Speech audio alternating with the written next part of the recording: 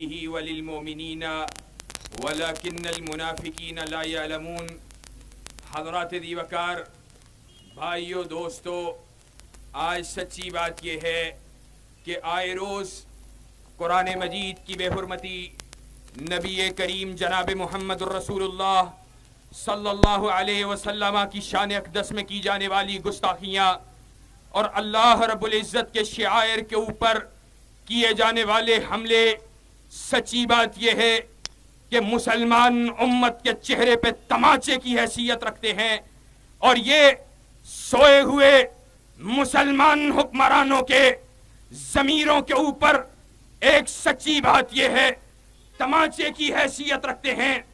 اے ظالموں، اپنی عزت کی خاطر، اپنی ناموس کی خاطر، اپنے وقار کی خاطر، اپنی کرسیوں کی خاطر اپنے مخالفین پہ حملہ آور ہوتے ہو، اپنے مخالفین کو پکڑتے ہو، ان کو جکڑتے ہو، ایجنسیوں کو حرکت میں لاتے ہو، پولیس کو حرکت میں لاتے ہو، اداروں کو حرکت میں لاتے ہو۔ کیا کائنات کے امام کی حرمت تمہارے لیے کوئی معنی نہیں رکھتی؟ کیا رسول خدا کی عزت تمہارے لیے کوئی معنی نہیں رکھتی؟ کیا رب تعالیٰ کے کلام کی عزت تمہارے لیے کوئی معنی نہیں رکھتی؟ یہ ظالم حکمران، یہ بدبخت حکمران جو اپنی ذاتوں کے لیے لوگوں کے خلاف کسی حد تک بھی جانے کے لیے تیار ہیں، وہ اللہ کے رسول اور قرآن مجید کی عزت و ناموس کی خاطر سچی بات یہ ہے ایک زبردست انداز سے بیان کو بھی ریکارڈ کروانے کے لیے تیار نہیں ہے۔ حالانکہ چاہیے تو یہ تھا کہ محمد بن قاسم کی طرح، صلاح الدین ایوبی کی طرح، کہ صلاح الدین سلطان صلاح الدین نے کہا میلا کپڑا پہنا ہے اور اپنے لیے نرم بستر کو چھوڑا ہے۔ کہا کیا ماجرا ہے؟ کہا رسول اللہ کی حرمت پہ ڈاکہ ڈلا ہے۔ صلاح الدین اس وقت تک چھاؤں کو قبول نہیں کرے گا، اس وقت تک نئی پوشاک کو قبول نہیں کرے گا، اس وقت تک اپنی کمر کو سیدھا کر کے سونا وہ اپنے لیے پسند نہیں کرے گا، جب تک اللہ کے رسول کے گستاخ کو موت کے گھاٹ اتار نہیں دیا جاتا ہے۔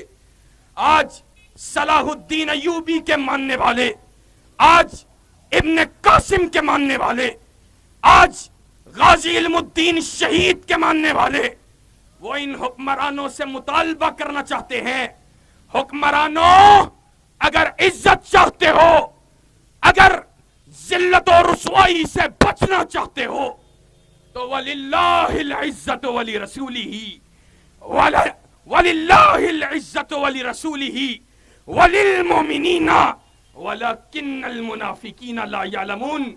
عزت کا مالک عرش والا خدا ہے، عزت اللہ کے لیے ہے، عزت رسول اللہ کے لیے ہے، عزت مومنین کی جماعت کے لیے ہے۔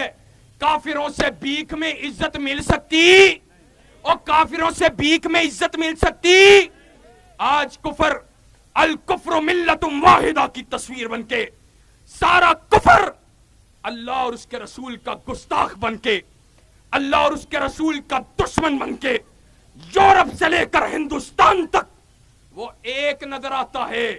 اور آج ضرورت ہے اس امر کی کہ اس کفر کے مقابلے پہ مسلمان بھی اللہ اکبر کے نعرے کو لگا کر رسول معظم صلی اللہ علیہ وسلم کی عزت و ناموس کا نعرہ لگا کر میدان میں نکلے اور اس بات کا ثبوت پیش کریں اور اس بات کا اعلان کریں۔ گردنیں کٹائی جا سکتی ہیں، اولادوں کو قربان کروایا جا سکتا ہے، جسم و جان لٹوائی جا سکتی ہے، لیکن رسول اللہ کی حرمت پہ کمپرومائز کیا جا سکتا؟ انشاءاللہ کٹ جائیں گے، حرمت رسول پہ سمجھوتا کریں گے، کٹ جائیں گے، قرآن کی عزت و ناموس پہ حملہ ہونے دیں گے؟ انشاءاللہ اپنا خون پیش کرنے کے لیے بھی تیار ہیں۔ تیار ہو؟